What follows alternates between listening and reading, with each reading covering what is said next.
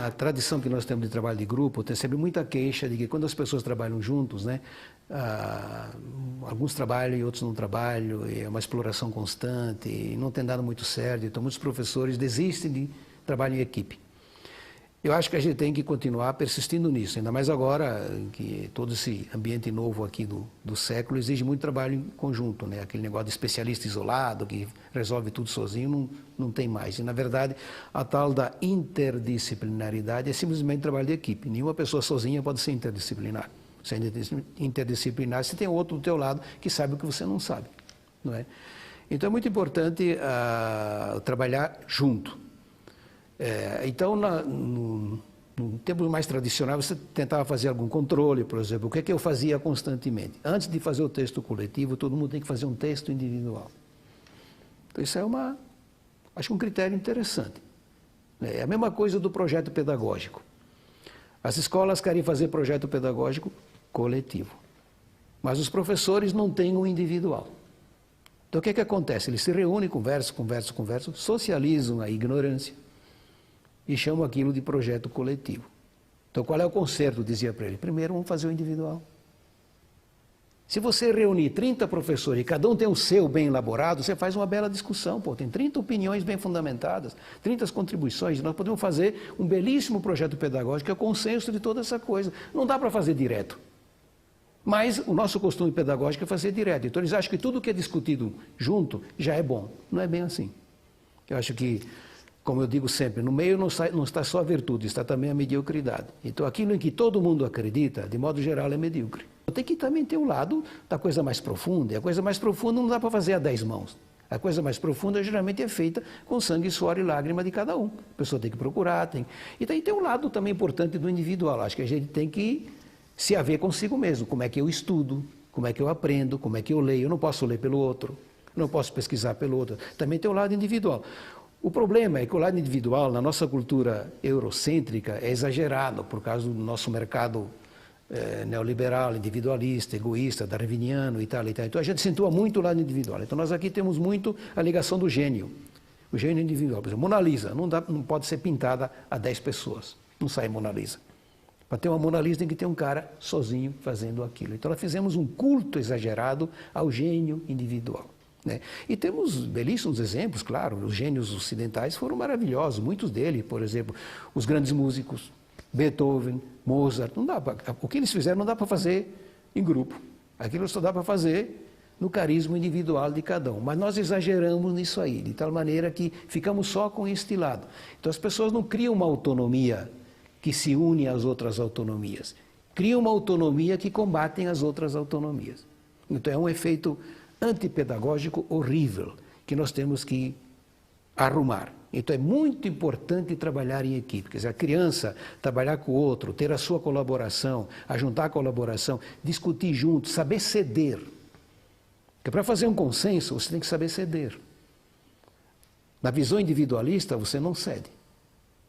Mas na visão da equipe você tem que saber ceder, tem que estar junto no mesmo patamar. Então é claro que aquilo que sai como consenso nem sempre é muito brilhante, mas é aquilo em que as pessoas acreditam que é muito importante. E geralmente as grandes mudanças na sociedade vêm por esse consenso, mesmo que sejam medíocres, aquilo em que todo mundo acredita. Então eu acho que a gente tem que reconquistar isso. Como eu estava dizendo no início, a Web 2.0 trouxe aí um apoio muito grande, porque a Wiki guarda um lastro das colaborações. Então quem não colabora, não aparece.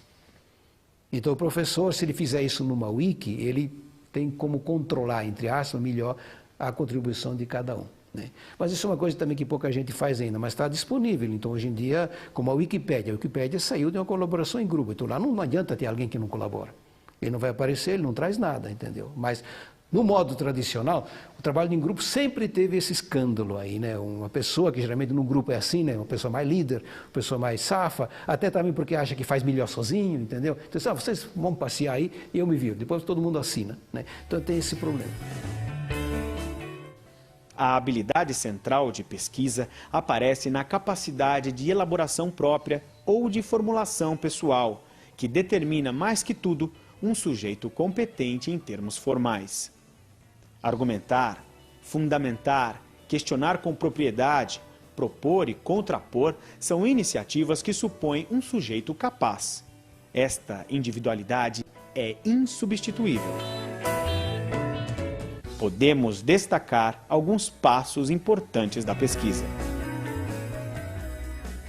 A procura do material será um início instigador. Significa habituar o aluno a ter iniciativa, em termos de procurar livros, textos, fontes, dados, informações. Com isso, visa-se superar a regra comum de receber as coisas prontas, sobretudo, apenas reproduzir materiais existentes.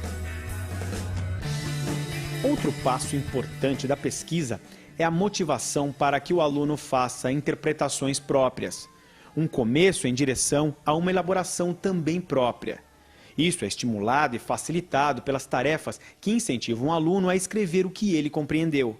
Quando um texto é apenas lido reprodutivamente ou copiado imitativamente, ainda não aparece o raciocínio, o questionamento, o saber pensar. Quando é interpretado, supõe já alguma forma de participação do sujeito. E o aparente fracasso das experiências com os alunos não deve desencorajar o professor a continuar com os exercícios de escrita. Trata-se de um processo que vai se consolidando com gratas surpresas para aqueles que investirem nele. Esta dinâmica avança ainda mais quando se trata de saber fazer e refazer um texto, passando-se de leitor a autor. Aparecendo a elaboração própria, torna-se visível o saber pensar e o aprender a aprender. E como passo fundamental da pesquisa, temos a reconstrução do conhecimento, que implica processo complexo e sempre recorrente e que começa naturalmente pelo senso comum. Compreendemos o texto a partir do contexto. Isto significa respeitar e partir do que o aluno traz. Aceitar que todos temos uma identidade cultural e histórica e dominamos alguma linguagem. Este conhecimento não deve ser tomado como entulho. Ao contrário, constitui-se necessário ponto de partida e referência constante para elaborarmos o ambiente imprescindível da relação de sujeito. A seguir, lança-se mão do conhecimento disponível, transmitido no sistema cultural dominante. O conhecimento disponível está nos livros, bibliotecas, mídias diversas, videotecas, universidades, institutos de pesquisa, escolas, computadores, bancos de dados. Com os avanços da informática e da instrumentação eletrônica em geral, esse acervo está cada vez mais acessível.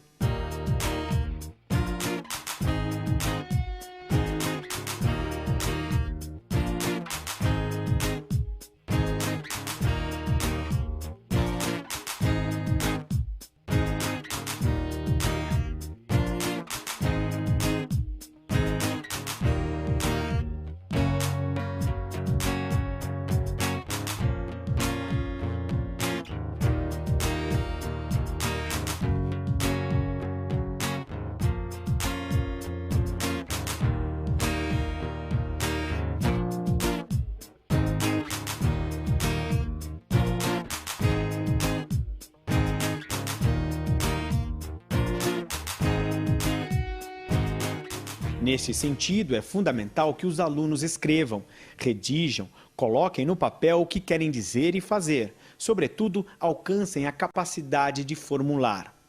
O aluno, então, explicita sobre todo esse material o questionamento sistemático, cultivando sempre o mais vivo espírito crítico. Aprende a duvidar, a perguntar, a querer saber sempre mais e melhor.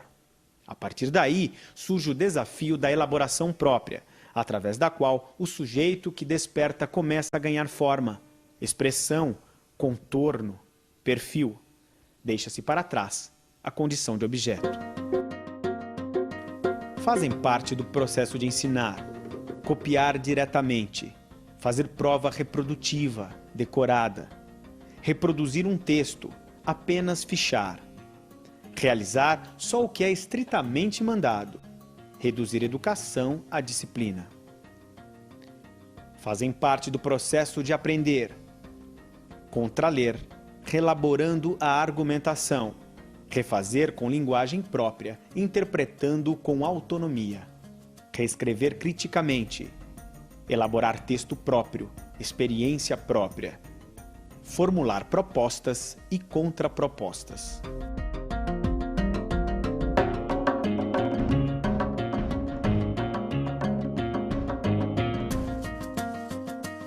Bem, acho que uma estratégia importante é o professor saber desenhar temas que interessem aos alunos. Então isso também muda muito o pano de fundo do currículo. Então você não segue aquela parafernália encaixotada, tal da grade curricular ipsis literis. Você escolhe daquilo algumas coisas e a compensação vai ser fazer bem. Que nós chamamos de currículo intensivo, quer dizer, não pegar um monte de coisa, uma prateleira de supermercado cheia de quinquilharia, mas que continua a quinquilharia, não. Pega menos, mas esse menos fazer de cabo a rabo. Então aí tem muitas ideias hoje teóricas importantes, por exemplo, a teoria da aprendizagem que se inspira na problematização. Professor que sabe elaborar bons problemas, sobretudo problemas bem situados na vida da criança, pode ficar interessante, né? Vou dar um exemplo que eu fazia muito quando dava introdução à sociologia. Tem um capítulo na introdução à sociologia que se chama socialização. Quer dizer, essa força que a sociedade faz para a gente seguir as regras da sociedade. Que se você empurrar um pouco, fica com a sociedade quer que a gente se torne medíocre. Né? No fundo, a socialização é um processo de tornar as pessoas medíocres. O bom menino, né? O bom aluno, tal, aquele que só segue as regras, não faz nada além disso. Então, um tema que eu dava para eles trabalharem, geralmente, sou medíocre. Mas, professor, como é que eu faço isso?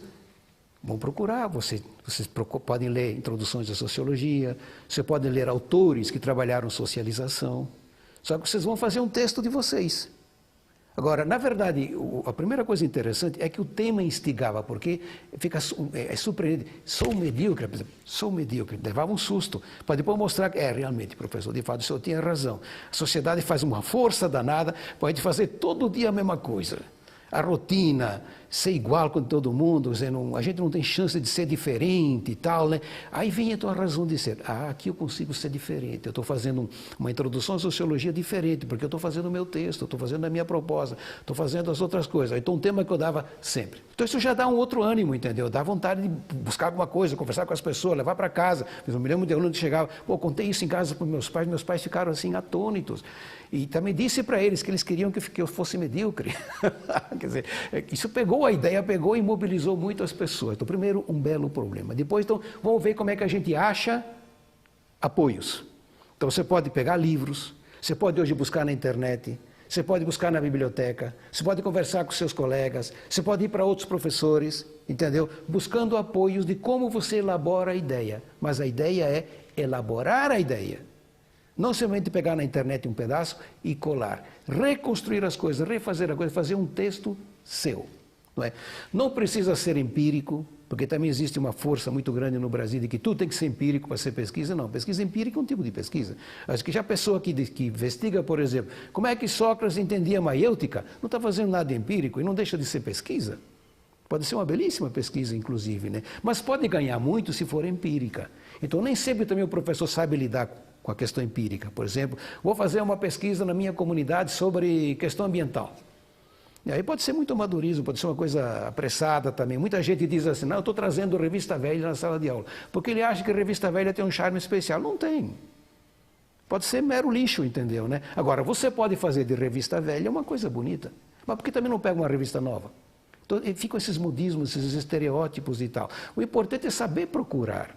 É saber também colocar um método na procura, é saber observar, saber investigar. Né? Por exemplo, saber observar é muito importante. Eu posso passar, por exemplo, um dia inteiro vendo uma escola e tirar enormes conclusões se eu sei ver.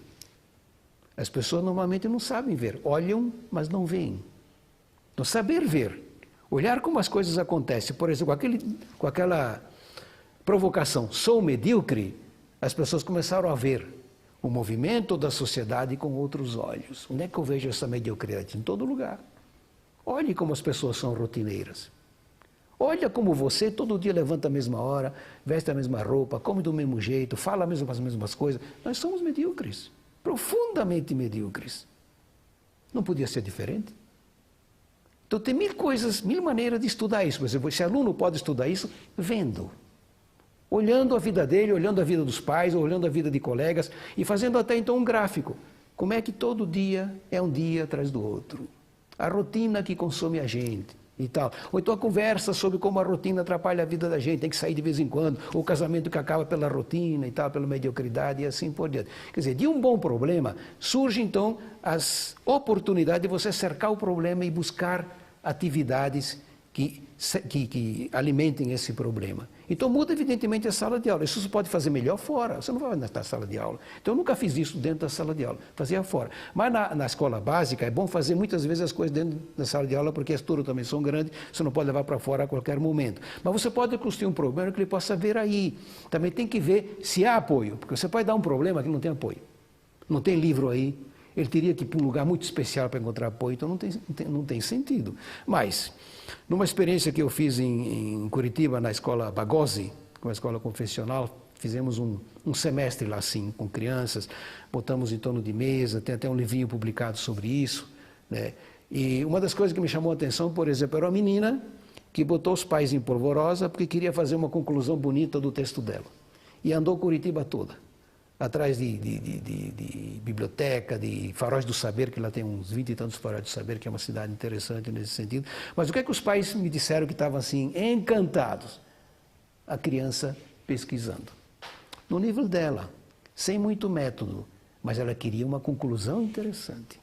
Porque ela já sabia distinguir entre uma conclusão boba e uma conclusão inteligente. E já era um resultado pedagógico extraordinário que a aula nunca dá.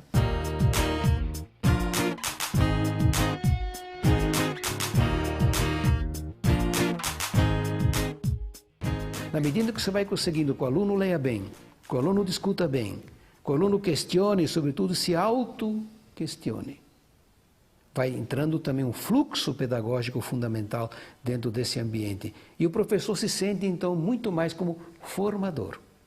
O professor está aí para formar o aluno, que é, então, um gesto que, no fundo, vem dele como instigação, como motivação, mas a realização vem do aluno. O aluno é que tem que saber fazer esse tipo de coisa, né? Então, na verdade, o professor ele não perdeu nada. O professor saiu extremamente valorizado na posição maiêutica. E aí, então, o chão da pesquisa é um chão mais fácil de andar, porque nós temos muita coisa em cima de pesquisa.